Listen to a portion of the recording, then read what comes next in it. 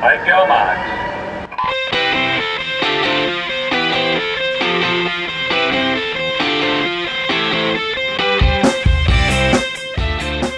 You're listening to the Pool Boy World Championships podcast.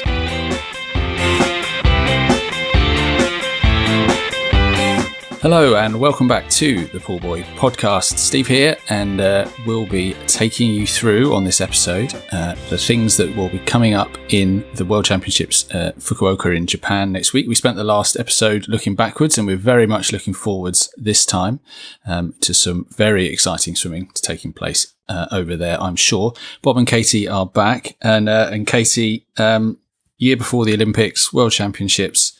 It's always a fast and furious one, and everyone wants to kind of jostle their way to the front of the queue with the Olympics in mind. So it should be fast, yeah?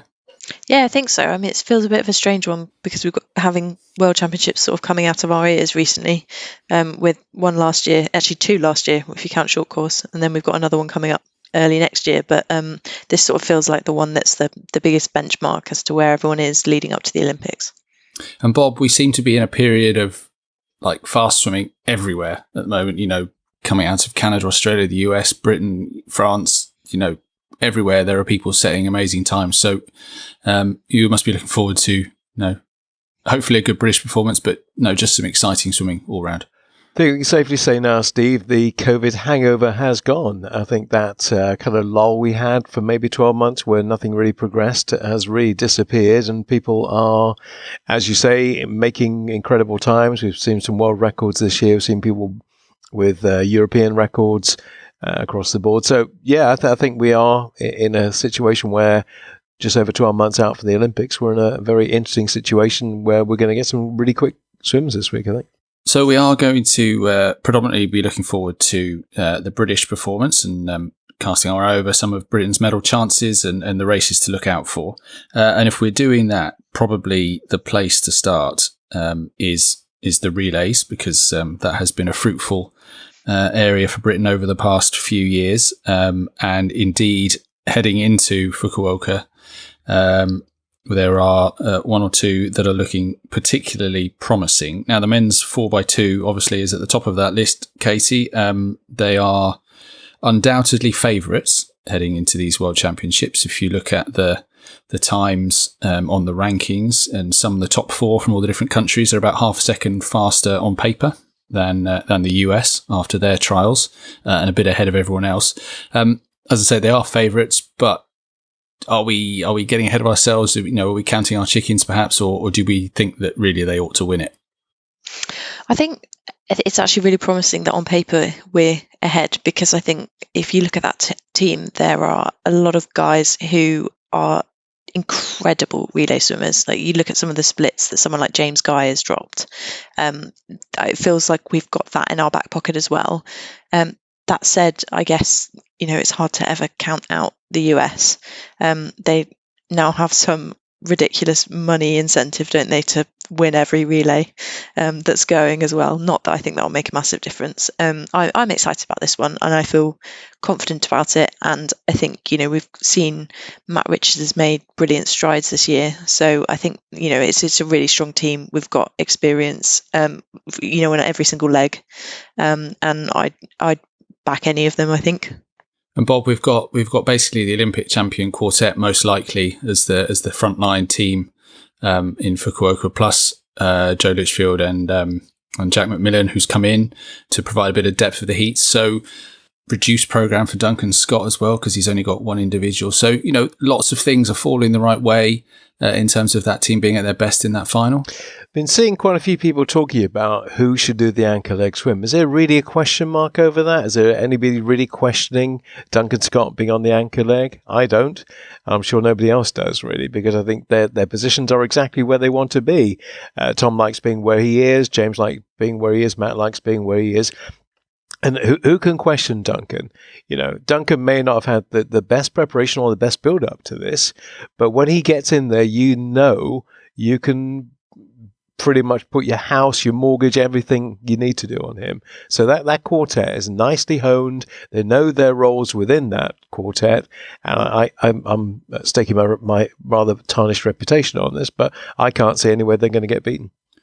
Well, yeah, I'm kind of with you. I mean, I think I would go with Duncan on the anchor, given the choice. But in that quartet. But I think, yeah, as I say, everything's falling into place. They've got the people on the way up, like Matt, who's striding forward the experience, and then the program seems to be working for them as well. So we'll keep our fingers firmly crossed. But that could well be a good event for Great Britain, and who knows if they were all on form, maybe even the world record. And Duncan probably will do the heats because he'll be kind of under raced at that stage, won't he? So he may well do the heats. Yeah, I think that's quite possible. So exciting, I think, is the way to describe that one. So let's keep our fingers crossed that everyone stays on the blocks long enough and things come out the way we hope they will do. But a lot of those guys will also be in action in the 4x1 freestyle relay, which we know will swim, and we got very excited about at trials. And indeed, lots of people have been asking me about it on social media and what have you, because it's a remarkable crop of sprint freestylers we've got, Katie, that we haven't had for ages in men's, certainly. I don't think they're going to suddenly win it or anything, but they're certainly in the conversation for the podium, which is something I don't think I can recall. Yeah, I don't think I've ever heard them mentioned in that sort of, top three chat for this particular relay. A big part of it is that Lewis Boris has come through, I suppose, in the last kind of 18 months. And then Matt Richards, just as we've already mentioned, just keeps dropping time. We've seen that ridiculous relay split from Duncan, which I think we all hold on to and hope to see another 46 low. And I don't know if we'll see that, but even without that kind of insane split, I think a good swim from all of them would have them right up there. Yeah, I mean, all four of them have got a 47-point flat time, and then two of them have split 46s on relays. Bob, I mean, it's unheard riches for Great Britain in men's sprint freestyle. Well, and Katie, there's been a lot of times where we haven't been able to put a team forward. We actually haven't had four swimmers for a relay, a world championships, or even Europeans. So for us to have a team that's potentially ranked top three here, it is unbelievable. And I think, after a little bit of a blip, I think we may see Jacob Whittle getting back to his best as well here. Yeah, well, he gets the chance as part of that squad. He is another one who can perhaps help manage people's workload as the heat swimmer, and then let people come in for the finals. So no, that's important to have those extra swaps. Now, as we're talking men's relays, let's just touch on the Medley relay. Obviously, that's been built off Adam Peaty Bob for a little while. Obviously it's a team event, but he's been the point of difference that's really catalysed that relay, and they'll be without him this year. They did win bronze with James Wilby on the breaststroke last year at Worlds, but it feels like it's a lot tougher for that squad this time around. Yeah. Well, you've got somebody who's so much better than anybody else in that discipline, in the breaststroke. You can't directly replace him, and Wilby will give his best. He's a good relay swimmer, as he proved last year. But, the other three will hold firm, as they always do. We're improving on the backstroke a little bit, but that's not compensating for what we'll lose on the breaststroke. So, again, a medal will be great. And then hopefully Adam might be back in some sort of nick and ready to go for Paris next year. All right, well, that's the men's relays. Let's take a look at the ladies, because they've been overshone a little bit on the world stage by the men for the past few years, despite having some excellent results at sort of European and Commonwealth level.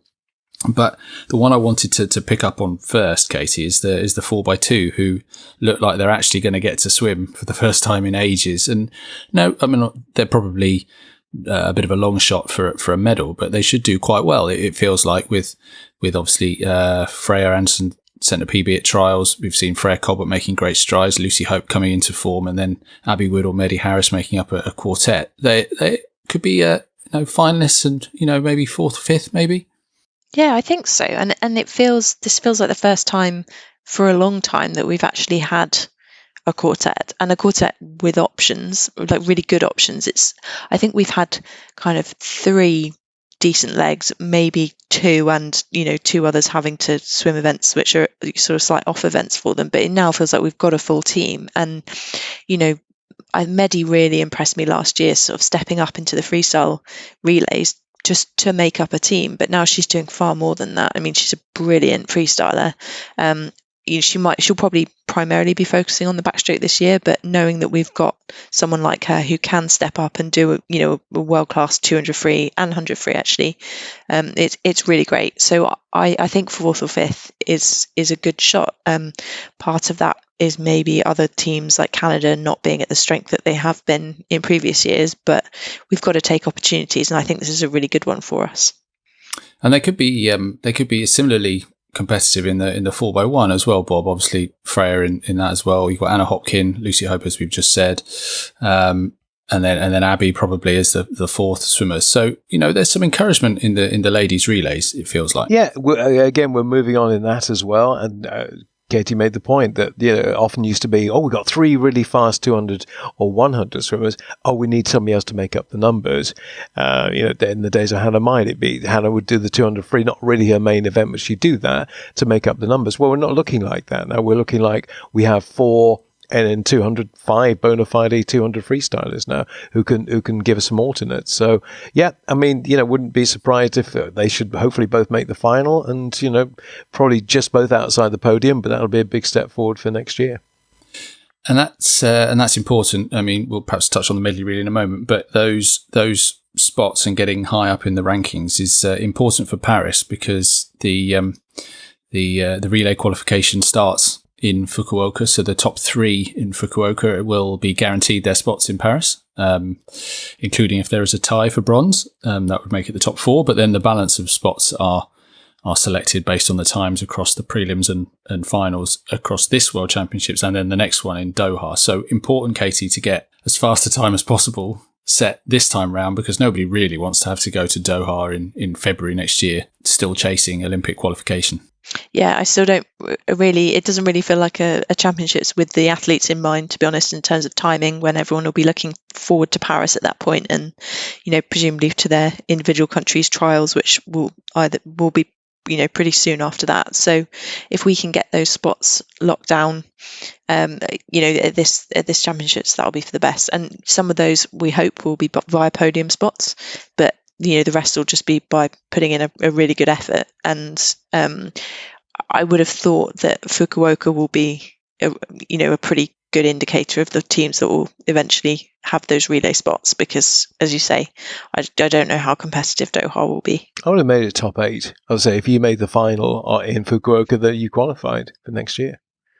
Personally, that would have Bob, the president. Go on, Bob. Get yourself on that's that what committee. I would have done. I go, if you make the final in Fukuoka and you don't get disqualified, you make it. Yeah, I think that would have made more sense. Yeah, I feel that they're probably trying to make the Doha World Championships feel more relevant than most of us probably feel but that they are. A lot of teams won't go their full strength anyway. Let's say the Americans don't make top 3 in any of these events. Are they going to go to Doha in February and ruin their complete year? I don't see it happening. But they don't have to, do they? I guess, because they'll still do a fast time. Yeah, they'll still do enough they to could get do, top. but they wouldn't 16. be guaranteed it necessarily, would they? No, but the Americans, they'll have confidence.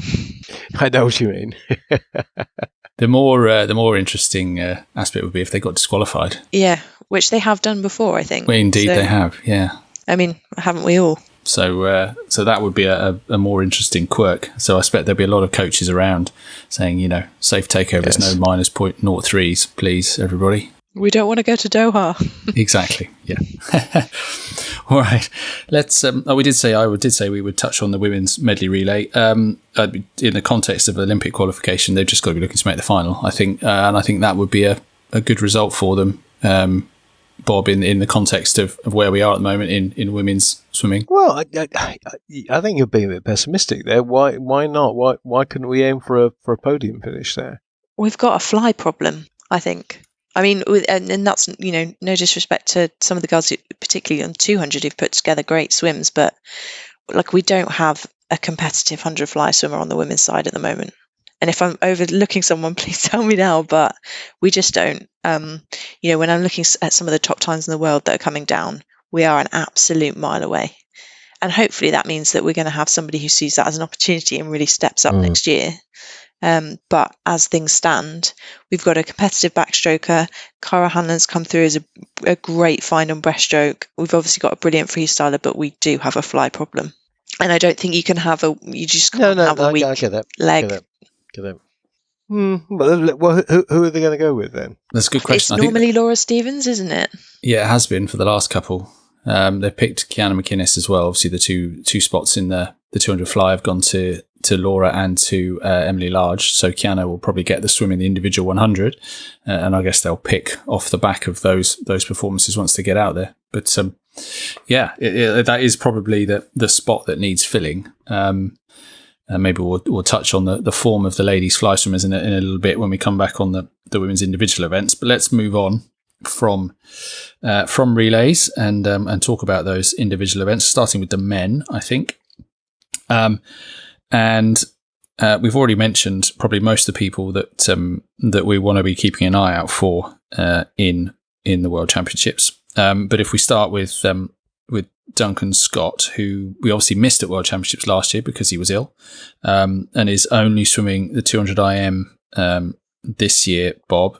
Having dropped out of the 100 free because they clashed directly, and he's obviously Olympic silver medalist in the 200 IM, so we know he's a fantastic 200 IM swimmer. But he has come up against probably one of those generational talents in that event who's emerged since Tokyo in the shape of Léon Marchand from France. But he's a fighter, isn't he? So Duncan's going to be right in there. The interesting thing is Marchand is ranked 1 in the 400, not in the 200. There is a Chinese called Wang Shun, who's actually the fastest in the world this year. So we don't really know what he's going to be about until we get to Fukuoka. Obviously, Marchand's had a brilliant year, and we'd expect him to be in the mix. And in fact, in the current rankings, Duncan Scott is only 8th. He's actually slower than Tom Dean going into this. So that will not sit kindly with Duncan. He'll want to show that he is in the top 3. And I think we'll see an explosive Duncan Scott in a couple of weeks' time. Yes, indeed. And obviously Wang was the Olympic champion, so we can't rule him out at all. Katie, it's an interesting one because Duncan's now got this one event to focus on, and normally we see him swimming, every 5 minutes, it feels like. He'll still swim loads of relays, I'm sure, but that kind of necessity to swim loads of times has flipped round onto Tom, who is doing the 200 IM, as Bob's just mentioned, doing the 200 free as well, and then we'll do loads of relays as well. So the focus has got to change throughout the week. That's really important, managing that, isn't it? Yeah, I think I don't know whether Duncan will like his timetable for this year, because he's obviously, as you say, very used to swimming 4 times a session or whatever, and it will be probably quite weird for him. It is unusual to see him swimming so few individual events, and I know part of that is by choice. He's dropped out of the 100 free, but I will be really interested to see the impact this actually has on him next year, because I think he's going to really mind not being in that individual 200 freestyle. So I would hope that we'll see something incredible in the relay, and then a real bum fight next year when it comes to trials. And I suppose, with Tom, it's the other way, isn't it? It's really stepping up, and recovery is just going to be so important, isn't it? Because he's a massive part of the team in so many ways. It feels like he's now a real leader, having been somebody who felt like quite a new face to the team when he won that Olympic gold. But when you've got a name and like that on a team, there's quite a lot of responsibility on your shoulders to get the results early on and keep it going as you go through, to try and lift the team and kind of build that belief that you can all do it. And I know I've banged on about this before, but it's always been a great thing having Peter doing that 100 breaststroke on day 1. So I think I think a lot of that momentum to carry the team and have that positive feeling throughout the team and feeling like we can achieve great results might fall quite a lot on Tom's shoulders, but I feel like he's a pretty safe pair of hands, and he's an incredibly professional guy, and I think he'll be able to manage the program that he's got himself into. Well, that was a question that I actually asked him, because I had a chance to speak to him from their holding camp, well, their sort of pre-Olympic practice camp in France just before Sette meet. So here's what he had to say about that massive program. Yeah, it's a difficult one, because obviously I only swam 2 events in Tokyo and only raced 5 times, and then I stepped up to race 13 times at Budapest last year at the World Champs, and physically mentally, emotionally, that takes so much out of you over the course of 6 or 7 days, like more than I could ever have expected. And Duncan's so good at this because he always resets after a race, whether it went well or badly, and he goes on to the next one because he knows he's got a job to do for the team. And I've always admired that quality that he brings. And it's something I was kind of thrust into last year, and you kind of have to learn on your feet, and you have to just pick it up really, really quickly, and you either adapt or you can't deliver what you need to do over the course of that week. So I think my focus just changed slightly, and I've received the schedule through and how my swims are all looking, and it's not an easy week of racing. When you start chucking semi-finals in for 200s, and then you got obviously the 4x2, the 4x1, hopefully looking at the 4x1 medley, like it's a tough week. And I think I really have to have faith in my training and my ability to back up hard sessions with hard sessions, which is what we've been working on. And look, it's literally take it one race at a time. I know it's such a cliched saying, but it's something that Duncan's fine-tuned over the years, and it's something, I'm also trying to do. But last year, 13 swims at commies, 13 swims at world champs, that was a real test for me, and I'm glad it went well. And there were learnings we took away from it from a physiology and a sports science side of things. But I'm confident we can do this for Fukuoka and then for Paris next year as well. So he said, Bob, he's been working on it. If anyone knows how to kind of manage someone through that, it's Dave McNulty, surely, down in Bath. Yeah, and as you say, he says himself, he did it last year, did it on 2 occasions for England, the Commonwealth Games, and for Great Britain in Budapest. So, he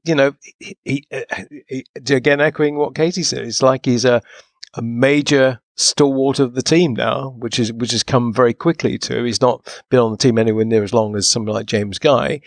But the kind of leadership qualities he has, the way he goes about things, nothing seems to faze him at all. He just gets in there. I remember 2019 in Korea when he died a death on one of his races. He came out and he learned so much from that because he didn't pace his race properly, and it had a massive impact on him and the team going forward. So he learned a great lesson from that, which he has never repeated since because he learned very quickly. He learns very quickly. But he, rather like Duncan, he's up against another one of those generational swimmers, Bob, someone that you saw a lot of in Rome last year in the shape of David Popovic of Romania, who is a huge favourite in the 200 free and indeed the 100 free where he set the world record.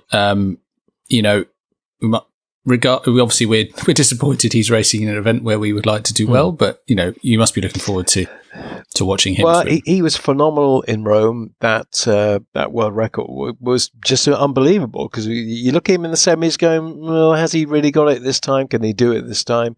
And he just turns on the afterburners. Everybody who looks at his stroke looks at him and goes, is there anything that you could actually improve upon? Is he getting very close towards being the perfect freestyler? Because in every aspect, in his turns, his starts, pretty much everything, you'd break down the race. You go, oh, okay, how do you improve on this? And what I saw last year, it's very difficult to see anybody actually improving upon that. And Katie, he can swim it. It feels like he swims the 200 lots of different ways. We saw Tom really hammering the first 50, 100 in Budapest last year to try and, stay on terms, if you like. Do you think there is a good way of racing Popovic? Well, I think anyone who's going to swim the men's 200 freestyle and get close to that world record does have to hammer the first 100. I think it's the only way it's going to happen. It's such a crazy time, and I think that's what everyone wants. Everyone wants to get down to that time. Everyone wants to beat that time. And what is it? 142 flat. Yep. I mean, you've got to go out fast, haven't you? We all know that Popovic's second half of his 200 is, well, any race really is so strong. So if you're going to get away from him, I guess unless you're confident that you've got that back end as well, you have to go out fast. So I think it's a sensible way of racing him. And I don't really see what else you can do unless you know that you've got the back end to rival that. I don't think I've ever seen a swimmer make so much up off the turns either as he does. He'll go into a turn level, come out, go, how did you do that? His turns, when he gets them right, are phenomenal. Yeah, he's a very efficient, very good swimmer. Now, Tom spoke about this as well. So here's what Tom thinks about racing David Popovic. he's an interesting one, and he's so efficient that he can have that engine for the back end. I think you need to stay competitive with him right through the front end of that race, but not kind of give him a toe almost, not almost kind of string him along that front end, because you know how strong his finish is going to be. So it's those fine margins you need, or I need, to be up there with him, knowing I've got a lot in the tank for a strong finish as well. And I think that's the only way you can really stay competitive. You got too big and you give him a toe along, and all of a sudden he's going to come back like a freight train where you're dying on your arse that back end, or you're too far away from him and there's no chance of scoring that back. So you got to be competitive down that front end. You can't be going out 51s, 51 mid, 51. You're not even going to be in the race at that point. You have to be down in those 50 points, as comfortable 50 point for the first 100. It's really fine margins. So I think it's safe to say we'll see Tom going easy speed as much as he can to 100, and then hanging on for grim death down that second 100. But it should be an exciting race. I think he needs his own podcast, don't you? Yeah, definitely. And hopefully he'll be in the argument come the end of that 200 free. Now, stepping down to the 100, we've mentioned him already, but Matt Richards made a big step forward at trials in the heats, at least, with a 47.7, which we think, but we don't know for sure at the time that we're having this conversation, we think will mean he'll get the 100 free swim that Duncan has vacated. And Bob, with him and Lewis Burris going in that event, that's another one. Something interesting from Great Britain. Oh, yeah. I mean, I would be disappointed if they both don't make the final, to be honest. I mean, because they're both very confident individuals, know what they're about. I know Lewis had his bit, his little wobble a couple of years ago, but I think he's back on track again. Obviously enjoying his new life and his new surroundings, his new environment. So, I'm confident about both of them. They're exuding confidence at the moment, and I think top 8. Hopefully, and the way Matt's been performing this year, he might just pull something out of the bag. Well, we'll look forward to seeing how they get on. Stepping down another distance to the 50. Katie, obviously Britain's standout performer of 2022 was Ben Proud. He goes attempting to defend his world title this year. We perhaps were more confident of his chances until a couple of weeks ago. We've seen some very fast 50s in Australia. Cam McAvoy 21.2, and then in the US, Ryan Held 21.5. Ben's been 21.6 this year, but we know he's a big time performer. How do you rate his chances?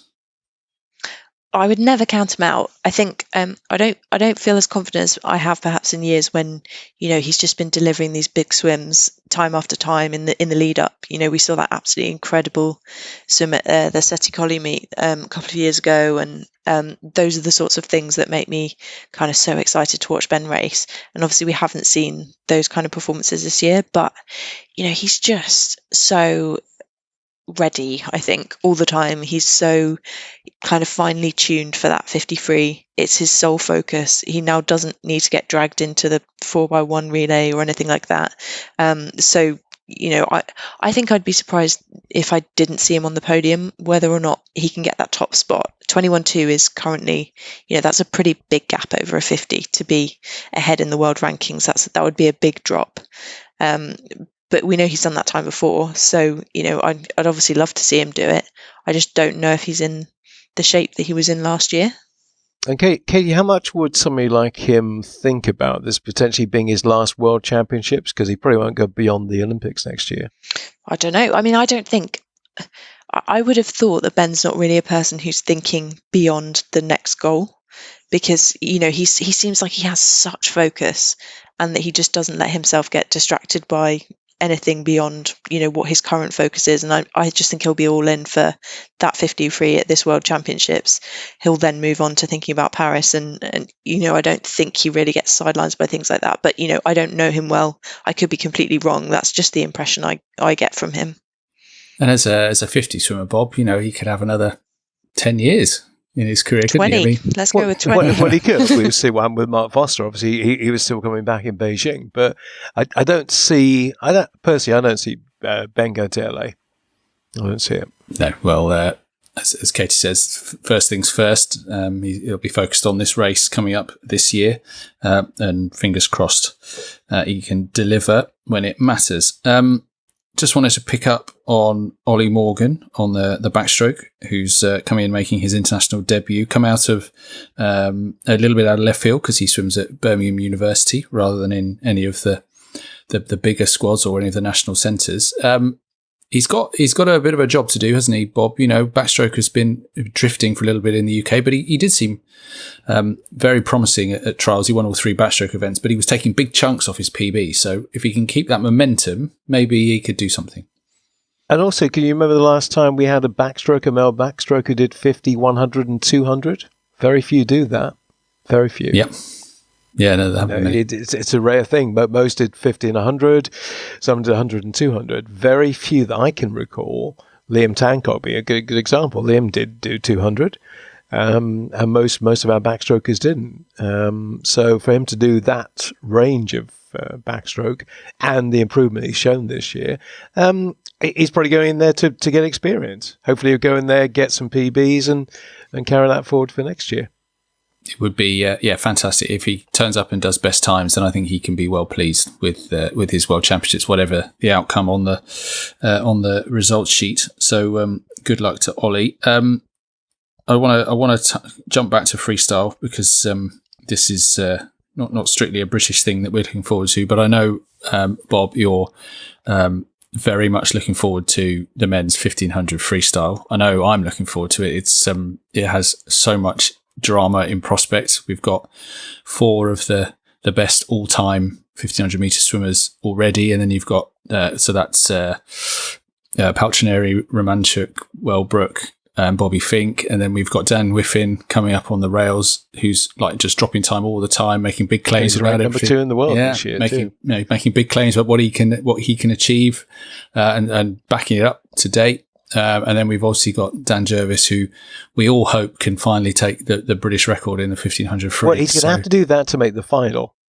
That British record will have to be broken to even make the top 8. Yeah, and but it's going to be a fab event to watch. You know, even just from a swimming perspective, forget Britain for a minute. And I don't know who to put my money on for this, because you might say, well, Dan Whiffin probably would like to do those times at this time of the year rather than the early part of the year. And you've got Wellbrook in there, and you've got Paltrineri in there, and it's going to be, it's going to be as close as you're going to get to a sprint finish in a 1500. I think, it's going to echo the days of going back to Hackett and those days when he was up against Kieran Perkins. But it's going to be probably 4 or 5 of them all going to the wall together. I'll tell you, if it comes down to a sprint finish, I'm putting my money on Bobby Fink. But yeah, I think it could be like last year where Paltrineri or someone just goes for it from the start because they know they have to swim the finish out of Fink. But it could make it for a really dramatic race. Katie, 1500 is obviously your favourite thing to watch. But yep. Hey, even you must be looking forward to this one. Yeah, I mean, it's so cool seeing what Dan Whiffin's done this year, and just like keeps dropping more and more time and seems so confident about how well he's training and how well he knows that he can swim, and kind of hearing what his goals are is really, really exciting. But yeah, it's probably, well, there have been a few really good men's 1500 races recently, but it feels a bit weird saying that because I haven't typically got really excited about distance events. So yeah, I think that the men's distance side is more exciting than the women's distance side, but lots of exciting races on the women's side too. And actually, to be honest, the 800 with Sam Short of Australia against Bobby Fink, that could be a very good finish as well. I'm still slightly struggling to get into and they're not even new events anymore, but men's 800 is still something where I couldn't tell you. I could tell you what a good time is, but I couldn't tell you what the world record is, for example. And probably the same with the women's 1500, except for that's a much more recent world record, so I probably could tell you what it was. But I struggle to get too excited by either of them. Probably on the women's side because we all know who's going to win, and on the men's side I just don't know enough about it. I don't know when I'll stop thinking of them as the new events. Yeah. Well, that feels like a good time to move on and talk about the women's events. We will possibly touch on those sort of longer events in a minute, but sticking with Britain for the moment, someone who's on a very strong upward trajectory this year, Katie, is Freya Colbert, who swam loads of really good best times at trials and then just has seemed to continue swimming fast throughout the season, culminating in a 156.6, I think it was, a 200 free in Rome just the other week. So it would be exciting to see how she gets on. Yeah, definitely. I mean, she feels like, she made her first GB senior team last year, I think that's correct. And she just now feels like such a safe pair of hands to have on the team. She's improving all the time. She doesn't really, or I haven't really noticed that she has off swims. She seems to be kind of ready to perform every time she gets in, and seems to just be dropping time loads every time she gets in. We didn't get to see her swim that 200 free at trials because I think it clashed with the 400 IM, which she decided to prioritize. But then, she just drops another massive best time at the Seven Hills meet. So yeah, she's looking really great. Obviously, we're a huge part of that 4x2 relay. We're swimming the 400 IM, possibly the 200 backstroke. And whether or not she gets to swim in the individual 200 free, I think we'll just have to wait and see. It's a tough one because she didn't swim it at trials, and maybe Lucy Hope will be swimming it. But I'd be interested to see how she does in that. Yeah, we'll wait and see whether she does get that spot, because there was a second slot available in the women's 200 free behind Freya Anderson. And while we're on that 200 free, the other Freya, she was 155 for the first time at trials, Bob, but it feels like she needs to take another step forward from that to be competitive, even possibly to make the final. Yeah, it's such a strong event. That's the problem. That's got so much world depth right now. Canada, Australia, USA, is the glory girl of USA swimming doing the 200? Is she actually doing that this time? No, I don't think she is. She's not, no. So we take her out of the equation at least, but she didn't even win US trials, so no. It's it is. You're right. It's a crazy strong event. So she could potentially do a British record, could Freya, and actually not make the final. That's how ridiculous that is. Yeah, it's quite possible, because that event is stacked at the moment. But she's dropped the 100. I read the other day, to focus on that and the women's 4x2. So maybe that will help. As we've just heard about workload from Tom, but maybe that will help her having that singular focus. But yeah, she'll need to certainly move that on, and that British record, Joe Jackson's British record, certainly would need to go if she's going to be making that top 8. So good luck to Freya doing that. The other youngster who we've seen making strides this year, Katie Shanahan, in the again another 400 IM, but 200 backstroke swimmer. Katie, we saw her doing great stuff for London Raw, and she's moved to Stirling and just continued that improvement as well. 200 back, I think, feels like her best event. I don't know how you see it. I think 200 back or 200 IM all of a sudden as well. She went under 210 for the first time at trials, and actually I think just pipped Abby Wood to the post there. I think the 400 IM is perhaps the event with the most opportunities. I think the winning spot is sealed up, but I think it is relatively open in terms of the remaining podium slots there.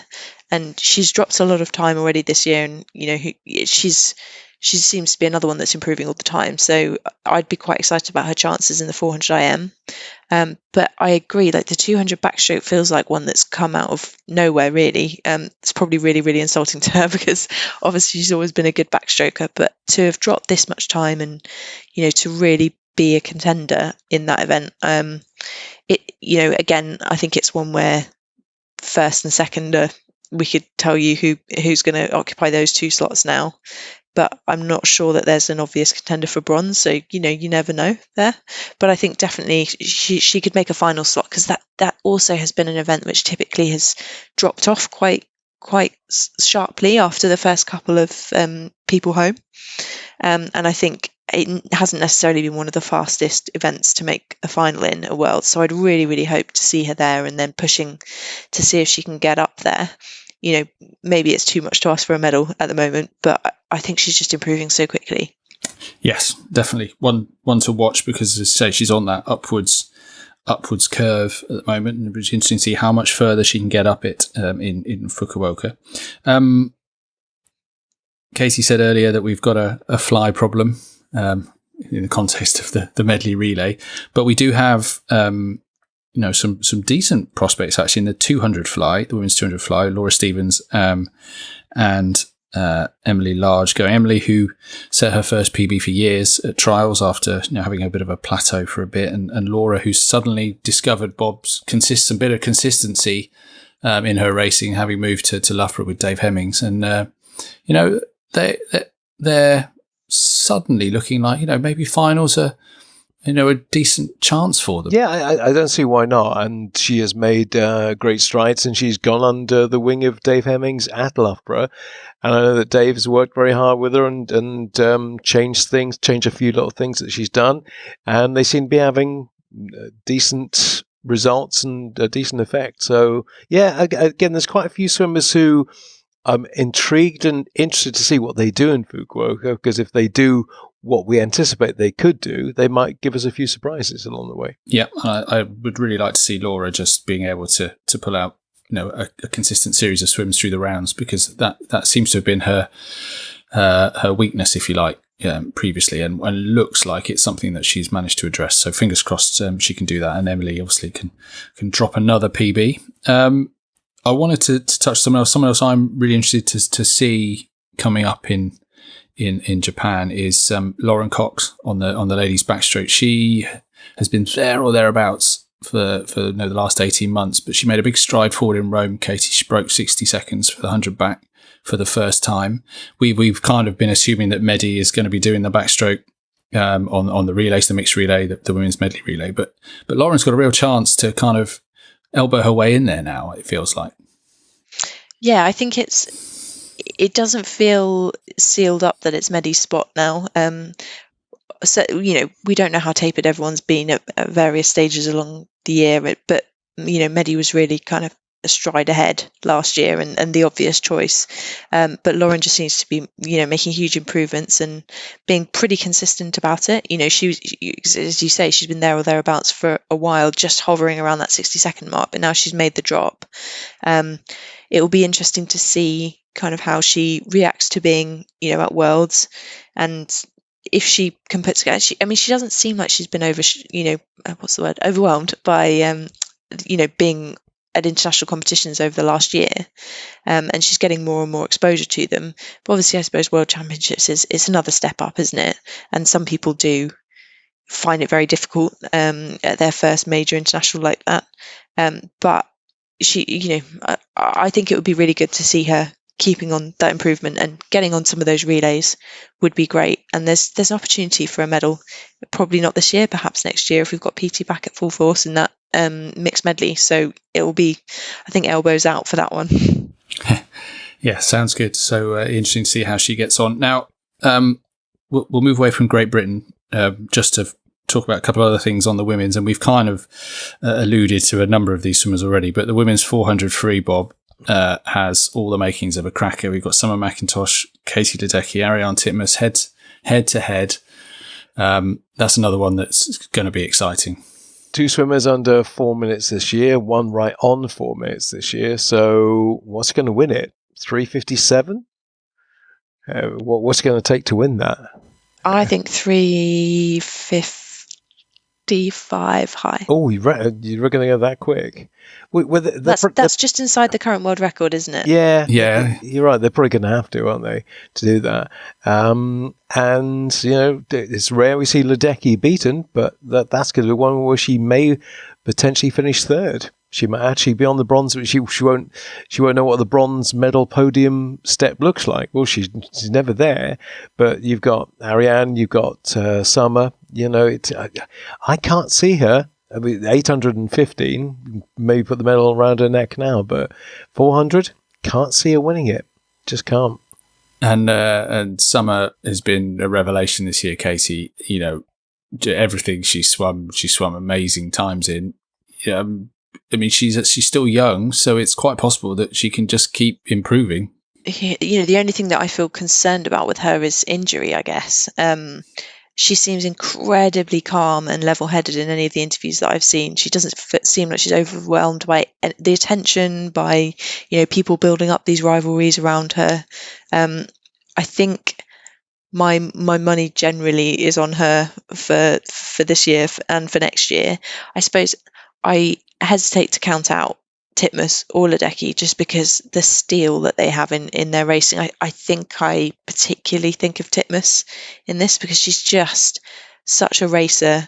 I think the Pitbull nickname that was given to Jazz Carlin would apply also to Titmus because she just desperately doesn't want to lose, and she doesn't mind hurting herself, I think, in a race to try and get, you know, what she's worked so hard for. But I just feel like I don't think I've seen anyone like Summer McIntosh. She just seems like she's kind of calmly swiping seconds off every time she swims and not really fazed by anything else that's going on around her.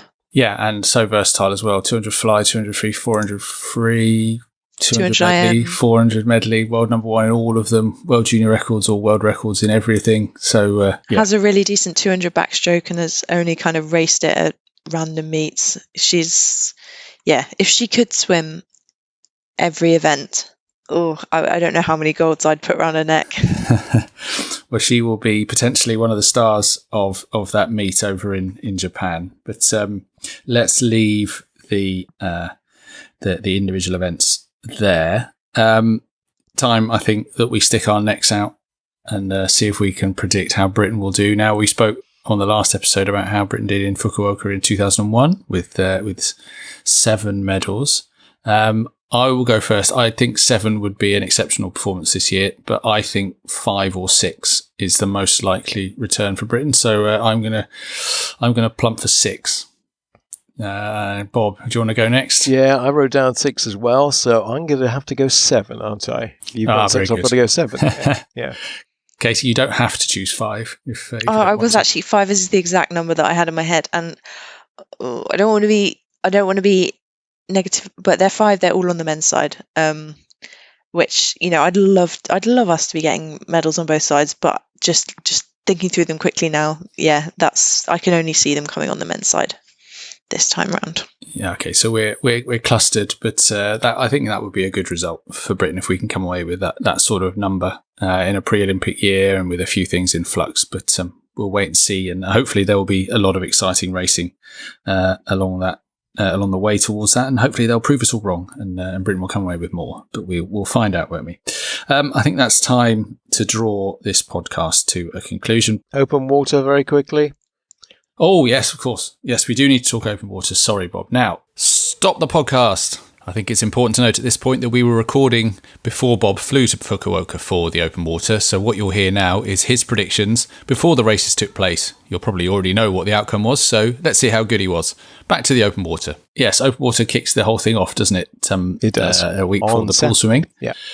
And Britain will have Hector Pardo going in the men's, and Leah Crisp and Amber Keegan going in the women's. Now, Amber and Leah obviously have been shunted over, if you like, from the pool to focus on the open water, which is a strategy that's had great success for Britain before. But how are you feeling about the open water? Yeah, and they both made big improvements this year as well. So, and Amber obviously is better known as a pool swimmer. She's made that conversion. Leah's very much likewise, but they are having good years so far. They both managed to get their positions to get onto the World Championship team. So, yeah, see what conditions. The conditions are very humid. It's very hot out there. That's going to be something they've not really experienced before. So that's going to be quite challenging, as it will be for Hector, though he's had that before. I'm hoping they both make top 20. Hector maybe top 10. And that will be good results for Great Britain. Well, we'll keep our eyes open for those ones as well. But I think that is the time to draw a line under the podcast. Bob, Katie, thank you for your thoughts. Thanks, Steve. Thanks, Steve. Next time we speak to you, we'll hopefully be talking about some British medals in the pool, but certainly there will have been some swimming that's taken place for us to look back over. In the meantime, while you wait for that, if you want to get in contact, you can find me on social media at Poolboy on Twitter or at Poolboy UK on Instagram. Go to poolboy.co.uk/contact, send an email. Otherwise, if you're listening on Spotify or Apple, please do leave a review. We'd very much appreciate it. But we'll be back with you once Fukuoka gets underway. And until then, thanks for listening.